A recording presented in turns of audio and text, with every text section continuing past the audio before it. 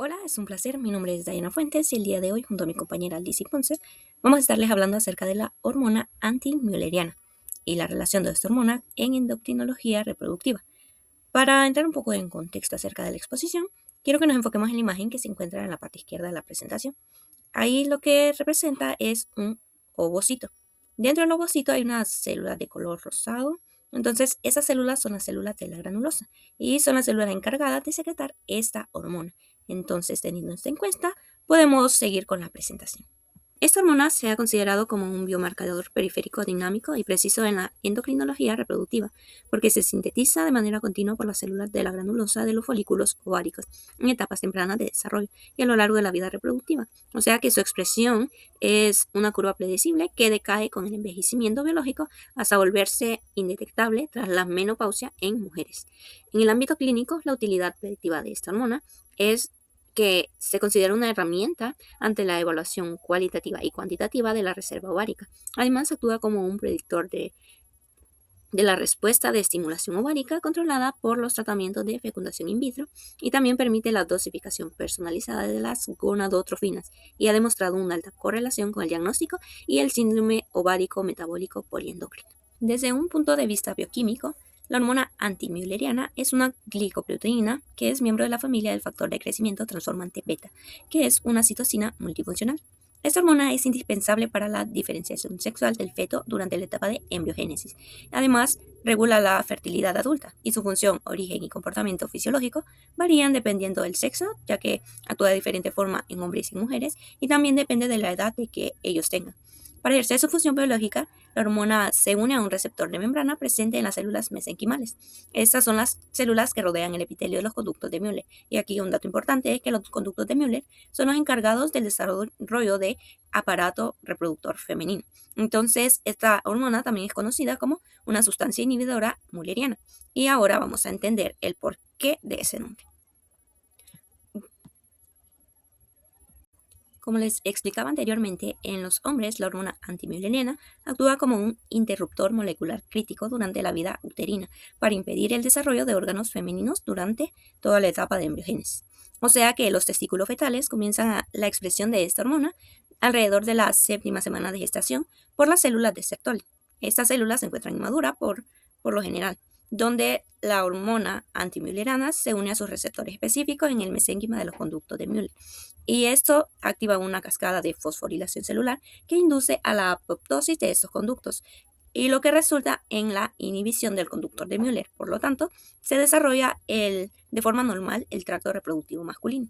Además, la secreción de esta hormona por las células de Sertoli comienza durante la embriogénesis y continúa por un tiempo durante la vida hasta llegar a la pubertad. O sea que, tras el nacimiento y durante toda la infancia de los hombres, los niveles de la hormona antimülleriana en los niños permanecen sumamente altos. Y esto se debe a que el tejido testicular está compuesto principalmente por células de Sertoli en proliferación activa que no han madurado. Entonces, al llegar la pubertad, el eje hipotálamo, hipófisis, testículos se activa. Y esto resulta en incremento de testosterona intratesticular y también a la maduración meiótica de las células germinales, que ejercen un efecto directo inhibidor, lo que provoca que los niveles de la hormona antimülleriana caigan drásticamente hasta alcanzar una concentración baja y constante que se mantiene durante la adultez. Y esto es algo que les puedo explicar de forma mejor con la gráfica que se observa aquí en la parte inferior. Como vemos, en los recién nacidos se encuentran concentraciones no tan altas, pero hay un pico de la concentración de esta hormona entre los 6 meses. Entonces luego regresa a la concentración normal y esa concentración se mantiene como hasta los 10 años. ¿Y por qué? Pues a esa edad es cuando comienza la pubertad, entonces lo que provoca que haya más desarrollo más secreción, perdón, de testosterona y entonces esa inhibe, como mencioné anteriormente, la producción de esta hormona y por eso cae la concentración hasta llegar a niveles de prácticamente cero. Ocurre todo lo contrario en el caso de las mujeres, porque la ausencia de la hormona antimülleriana provoca que el tracto reproductivo femenino se desarrolle de forma natural, o sea que da origen al útero, a las trompas de falopio, a la parte superior de la vagina y también la síntesis de esta hormona comienza en la etapa fetal tardía, alcanzando relevancia fisiológica tras el nacimiento. Esto ocurre en las células de la granulosa. de los folículos ováricos en crecimiento. ¿Qué me refiero con folículos ováricos en crecimiento? Pues a los folículos primarios, secundarios y antrales pequeños. Estos miden entre 8 milímetros. Y aquí es donde se expresa la mayoría de la hormona antimülleriana. En este periodo de expresión se conserva en gran medida en el ovario adulto. Además, la hormona antimülleriana actúa como un regulador paracrino. ¿Qué significa esto? Que inhibe la transición de los folículos desde el estado de reposo, o sea, los folículos primordiales, hacia el estado de crecimiento activo. Esto previene que la reserva ovárica se agote de forma prematura. ¿Y qué quiere decir esto? Que se da en los folículos antrales pequeños, o sea que la concentración de la hormona antimülleriana disminuye la sensibilidad de las células de la granulosa hacia la hormona folículo estimulante. Esto resulta que frena el crecimiento excesivo de los múltiples folículos y modula la selección del folículo dominante que ovulará en cada ciclo menstrual. Tras esta selección dependiente de la hormona folículo estimulante, la expresión de la hormona antimülleriana desaparece, aunque persiste ciertamente expresión en las células del cúmulo de los folículos preovulatorios. E igual, aquí tenemos una gráfica, pero aquí los valores cambian un poco. O sea que, en primer lugar, tenemos que los niveles son relativamente estables en la infancia y en la pubertad de las mujeres, porque en ese tiempo los folículos se encuentran en reposo. Entonces, su concentración máxima ocurre entre los 20 y 25 años de edad y vemos que después se mantiene un poco estable, pero al llegar entre los 40 y 50 años, estos bajan de forma súbita hasta llegar a cero. Y eso ocurre porque es en el rango de esa edad donde se da la menopausia. Entonces, la reserva folicular se extingue por completo. La explicación anterior puede sonar un poco confusa, pero para eso traje estas imágenes que nos explican la expresión y la concentración de la hormona antimülleriana y su relación en la foliculogénesis y también en la reserva ovárica. Okay. Si nos enfocamos en la primera imagen, vemos cómo se desarrollan los folículos. Primero está el folículo primordial, este se transforma en un folículo secundario, este a su vez se transforma en un folículo pequeño del antro y finalmente en un folículo preovulatorio. Para esto, debemos saber que la expresión de la hormona antimülleriana aumenta desde la etapa secundaria del folículo hasta la etapa folículo antral pequeño. Lo que podemos ver dentro del folículo es una zona rosada. Esa zona rosada que observamos pertenece a las células de la granulosa, que como dije al inicio son las que secretan la hormona antimülleriana. Entonces, en los folículos preovulatorios es donde se encuentra la mayor concentración de esta hormona y es por parte de las células de la granulosa. En la segunda imagen tenemos de forma amplificada lo que es la reserva ovárica funcional. Esta disminuye con el tiempo. Entonces podemos ver que en la de izquierda a derecha va disminuyendo la cantidad de folículos que hay presentes, o sea que conlleva a una disminución del número de folículos antrales pequeños y en consecuencia una disminución en los niveles séricos de la hormona antimülleriana. A nivel sistémico, los niveles séricos de la hormona antimülleriana son proporcionales a la cantidad de los folículos antrales disponibles. ¿Y qué son estos? Pues lo que se conoce como reserva ovárica. O sea que la hormona antimülleriana sérica se propuso ya como un marcador indirecto de la reserva ovárica, porque los niveles de la hormona antimülleriana en suero se correlacionan fuertemente con el número de folículos en crecimiento y además ambos disminuyen con la edad. Hace algunos años se describió que la hormona antimülleriana también reflejaba el número de folículos que habían hecho la transición de folículo primordial a folículo en crecimiento y que además era independiente del control gonadotrófico, y o sea que se considera un buen marcador para evaluar la reserva ovárica. Además, la hormona antimülleriana juega un papel importante en la foliculogénesis ovárica, que se puede dividir en dos etapas. La primera es el reclutamiento inicial, o sea que la hormona antimülleriana regula la transición de los folículos de la etapa primordial a la etapa de maduración e inhibe el agotamiento rápido del reservorio primordial.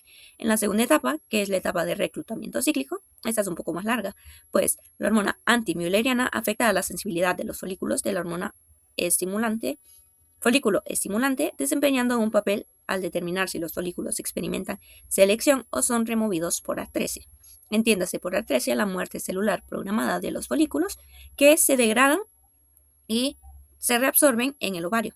O sea que durante el proceso de selección, un grupo de folículos es seleccionado desde el grupo de los folículos en crecimiento, productores de la hormona antimülleriana, para continuar su crecimiento hasta el estadio preovulatorio, que como vimos es el último estadio. O sea que la hormona antimülleriana únicamente se expresa en los folículos que ya fueron reclutados. Esto indica que desempeñan un papel importante tanto en la regulación del número de folículos en crecimiento, inhibiendo el reclutamiento, y además también desempeña su acción en la selección para ser ovulados. O sea que ya varios estudios han establecido el papel de la hormona antimülleriana como una señal de retroalimentación negativa por ese procedimiento que acabo de explicar, y además el número de folículos en crecimiento presentes en el ovario. Ahora, la hormona antimülleriana también sería útil como una herramienta complementaria en el diagnóstico de causas de amenorrea secundaria, tal como lo es el síndrome ovárico metabólico poliendocrino. Este se define como una patología endocrina frecuente que afecta aproximadamente el 6% de las mujeres en edad reproductiva. Según el consenso de Rotterdam, existen 3 criterios para el diagnóstico del síndrome ovárico metabólico poliendocrino. El primer criterio es la oligo- y anovulación. La oligoovulación es la ovulación infrecuente o irregular, mientras que la anovulación es la ausencia total de la ovulación. Ambas son disfunciones ováricas crónicas que rompen el ciclo reproductivo normal. Se manifiestan clínicamente como oligomenorrea o amenorrea. Amenorrea significa la ausencia de menstruación por más de 3 a 6 meses. El segundo criterio sería las características ecográficas de ováricos poliquísticos, o sea que es la presencia de más de 12 folículos con un diámetro de 2 a 9 milímetros o que superan el volumen ovárico, que es mayor a 10 centímetros cúbicos. Y el tercer criterio sería el hiperandrogenismo. Este se puede presentar de forma clínica, que es caracterizado por hirsutismo, acné y alopecia androgénica, o puede ser caracterizado también por forma bioquímica. Este se define con el aumento de los andrógenos circulantes.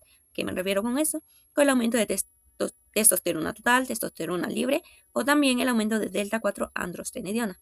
O sea que los niveles de la hormona antimülleriana son mayores en las mujeres con síndrome ovárico metabólico poliquístico, a diferencia de aquellas mujeres que no presentan esta patología. Esta hormona está aumentada debido a las alteraciones de la foliculogénesis, lo que resulta en la acumulación de los folículos periantrales y también de los folículos centrales. O sea que hay una pausa en el desarrollo de estos folículos centrales hacia el folículo dominante, y esto es debido a la supresión de la actividad de la enzima aromatasa por la hormona antimülleriana, o sea que inducen una menor secreción de la hormona folículo estimulante. Como mencioné al inicio, la correlación entre los niveles de la hormona antimülleriana y los hallazgos diagnósticos, como los criterios que mencioné anteriormente, se han considerado como o en conjunto como un criterio diagnóstico más para el diagnóstico de este síndrome. En cuanto a las técnicas de laboratorio para medir la concentración de la hormona antimülleriana, podemos decir que a lo largo de los años se han diseñado diferentes inmunoanálisis con distintas capacidades de detección de las diversas formas moleculares de esta hormona, en los cuales la cuantificación en sueroplasma se realiza principalmente mediante inmunoensayos enzimáticos. Los primeros ensayos desempeñados fueron mediante ELISA, que se realizaban de forma manual, o sea que presentaban limitaciones significativas en cuanto a la sensibilidad, el rango dinámico y la variabilidad. Entre los lotes de esas ELISAs que se desarrollaron, tenemos el ensayo de Immunotec. Este fue desarrollado en Francia bajo la metodología IoT. Esta utiliza anticuerpos monoclonales dirigidos a 2 regiones de la hormona antimülleriana. Uno reconocía la región pro-antimülleriana, o sea, la región precursora, y el otro reconocía la región madura. Otro ensayo que se realizó fue el ensayo de Diagnostic System Laboratories. Este fue realizado en Estados Unidos y sus siglas son DSL. Esta técnica se realizó para minimizar la degradación de las proteínas, y aquí se utilizaban 2 anticuerpos monoclonales, pero estos estaban desarrollados para detectar exclusivamente la región madura de la hormona antimülleriana. Posteriormente, la empresa Beckman Coulter, que ya tenía en su poder a Immunotec, compró también la empresa de ensayo diagnóstico de sistemas de laboratorios y desarrolló un kit. También era una ELISA, pero esta tipo sándwich, que fusionó la tecnología de ambas pruebas mencionadas anteriormente. O sea que utilizó los anticuerpos monoclonales del kit DSL dirigidos contra la región madura de la hormona estacional en la proteína, y también adoptó el sistema de calibración del kit IoT. O sea que con este ensayo detectaban ambas formas moleculares, la pro-AMH y también el complejo activo que no estaba unido covalentemente en proporción dependientes de la muestración. O sea que la sensibilidad aumentaba, pero no era suficiente, por lo que con los avances tecnológicos han llevado al desarrollo de plataformas automatizadas, que han mejorado mucho drásticamente la precisión, exactitud y eficiencia ante la medición de la hormona antimülleriana. Por eso, la última metodología, es el método electroquimioluminiscente, como ECLIA. Este utiliza tecnología automatizada más avanzada, es rápida y precisa para medir la concentración de esta hormona en suero. Esta metodología está basada en una reacción lumínica inducida por electricidad dentro de una celda. Este sigue el principio de sándwich también combinado con micropartículas magnéticas y un complejo eléctrico de medición automatizada. Actualmente es considerada como el core estándar. La estandarización de la medición de la hormona antimülleriana podemos decir que todavía no es posible, pues se han desarrollado diversos estudios que demuestran que la variabilidad de los resultados obtenidos de los ensayos comerciales que están disponibles hasta esto es por la utilización de distintos anticuerpos dirigidos contra epitopos de regiones diferentes ante esta hormona, y también no hay un estándar internacional que rija las normas de cómo medir la concentración de esta hormona. Además, es importante tener en cuenta que en las muestras podemos encontrar mezclas de las formas disociadas de la hormona antimülleriana, además que la situación que aporta variabilidad a los resultados. Si bien es cierto, estos ensayos están diseñados para cuantificar la misma molécula, pero pueden existir diferencias entre los resultados de las distintas pruebas realizadas debido a variaciones en la especificidad de los anticuerpos, también a las calibraciones de los equipos y a las interferencias que pueden desarrollarse en la prueba. O sea que la falta de estandarización total ha sido un desafío importante en la interpretación de los resultados de la hormona antimülleriana. Bueno, una vez que hemos hablado sobre la fisiología, en este caso vamos a comenzar a hablar sobre las aplicaciones clínicas que tiene la hormona antimülleriana. Sabemos que esta hormona es uno de los biomarcadores más valiosos en endocrinología reproductiva, más que todo porque va a reflejar la actividad de los folículos preantrales y antrales pequeños, que estos son pues la reserva ovárica funcional de toda mujer. Bueno, a diferencia de la medición de otras hormonas como la FSH o el estradiol, la concentración de la hormona antimülleriana no va a variar pues dependiendo del ciclo. Esta pues va a tener una escasa variación durante el ciclo menstrual, lo que va a permitir que pues los resultados que vayamos a obtener van a ser resultados confiables independientemente de en qué momento hagamos la toma de muestra. Va a tener una muy poca variación. Pues también gracias a estas características, actualmente pues esta hormona tiene varias aplicaciones clínicas y entre ellas una de las más importantes es la evaluación de la reserva ovárica, la predicción de la respuesta a la estimulación ovárica y también lo que es el apoyo y la valoración en el síndrome ovárico metabólico poliendocrino o anteriormente llamado el síndrome de ovario poliquístico. También el seguimiento de algunas intervenciones terapéuticas como medicamentos, así como la metformina, que es un medicamento bastante utilizado en este tipo de pacientes. Ok, en cuanto a las aplicaciones en la medicina reproductiva, tenemos que pues la principal pues aplicación sería pues la evaluación de la reserva ovárica. Como les comentaba, la hormona antimülleriana no va a cuantificar directamente el número de los folículos primordiales, sino que más bien va a reflejar los folículos en crecimiento, es decir, los folículos antrales pequeños, por ejemplo, y pues va a hacer un reflejo de estos folículos en crecimiento que permanecen disponibles para ser reclutados, perdón, durante la foliculogénesis. Es por esto que esta hormona se considera como un biomarcador sérico con una mayor correlación en el recuento de los folículos antrales observados en una ecografía. Es importante también comentar que en el contexto de una reproducción asistida, la medición de la hormona antimülleriana va a permitir estimar cómo va a responder una paciente a la estimulación ovárica con las gonadotropinas. Y esto pues sabemos que va a facilitar la individualización de los protocolos de tratamiento, va a optimizar también lo que es la obtención de los ovocitos y también va a disminuir el riesgo de una respuesta insuficiente. Esto pues se puede llegar a ver en el síndrome de hiperestimulación ovárica. Y pues también en lo que son las mujeres que padecen el síndrome ovárico metabólico poliendocrino, va hacer que los niveles séricos de hormona antimuleriana, pues podemos encontrar que pueden llegar a verse elevados. Esto debido al número de los folículos preantrales y antrales pequeños que estas mujeres tienen. Y pues también hay estudios que han demostrado que pues hay una correlación entre la concentración de la hormona antimuleriana y el recuento folicular. Esto va a hacer que actualmente se considere como un biomarcador complementario y no como un biomarcador pues diagnóstico. También, bueno, seguimos con la siguiente tema, que sería el seguimiento de tratamientos mediante la hormona antimuleriana. Sabemos que, pues, además de la utilidad diagnóstica que esta hormona tiene, también, pues, se puede llegar a monitorizar, perdón, la respuesta del ovario frente a distintos tratamientos a las que normalmente son, pues, sometidas las mujeres, por ejemplo, con un ovario poliquístico, como se le llamaba anteriormente. Estas normalmente son tratadas con metformina y algunos estudios han demostrado que hay una disminución moderada en las concentraciones de esta hormona en estas mujeres.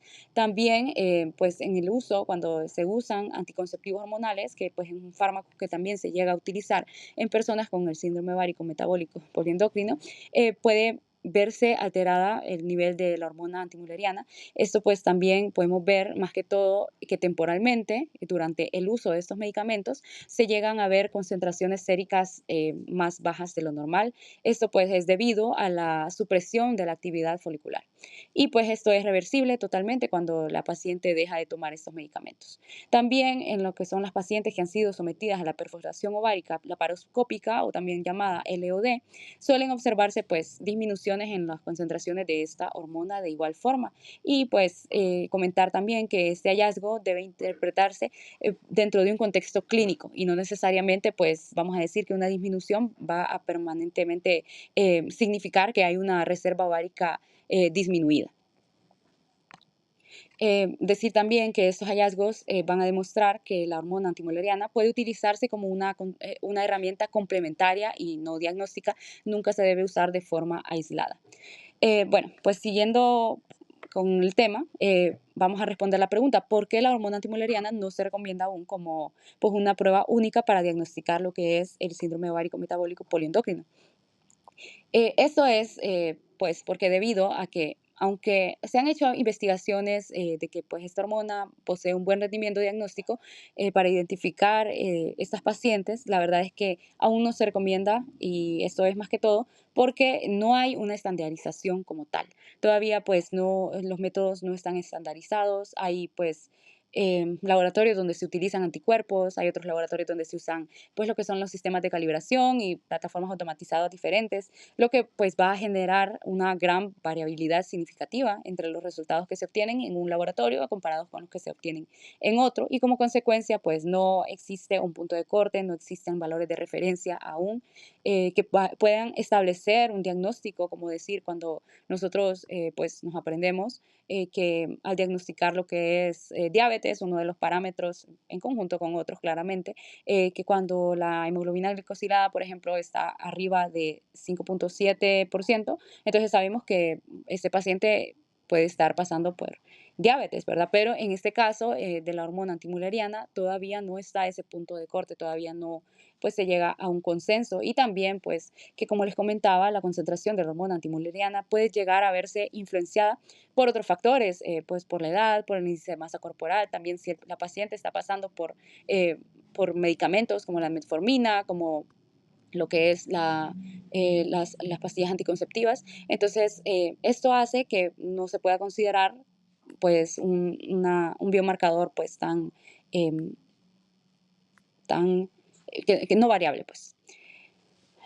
Bueno, y en cuanto al futuro, pues tenemos que, este va a depender de que se realicen métodos analíticos más estandarizados y pues se espera que se realicen, que se puedan pues desarrollar y pues también para poder comparar entre laboratorio y laboratorio y que pues se llegue a un consenso de un punto de corte, de un valor de referencia y también por diferentes puntos, perdón, grupos etarios. También, pues, las futuras investigaciones buscan que se implemente la hormona antimolariana en distintos algoritmos diagnósticos, como les comentaba, como el algoritmo de diabetes, que también sean algoritmos en los que se pueda, pues, diagnosticar, por ejemplo, el síndrome ovárico metabólico mediante la utilización de también esta prueba, porque, pues, sabemos que tiene una gran em, potencial para ser un biomarcador. Y bueno, pues como conclusiones tenemos que la hormona antimuleriana es el mejor biomarcador sérico disponible para evaluar la reserva ovárica funcional, pero pues ya les comenté algunas de sus desventajas. También que es fundamental para predecir la respuesta a la estimulación ovárica en la reproducción asistida, que es un marcador prometedor para el diagnóstico del síndrome ovárico metabólico poliendocrino, pero aún no se puede, pues no pueden reemplazar lo que son los criterios establecidos actualmente. Y pues más bien se espera que en un futuro sí se pueda unir a los algoritmos diagnósticos. Y por último, la estandarización de los métodos analíticos es clave para ampliar su utilidad clínica, que pues como les comentaba, se espera que más adelante se puedan llegar a desarrollar lo que son estos métodos estandarizados y que pues los laboratorios los adopten y se haga pues un consenso. Acá nuestras bibliografías y sobre todo muchas gracias por su atención.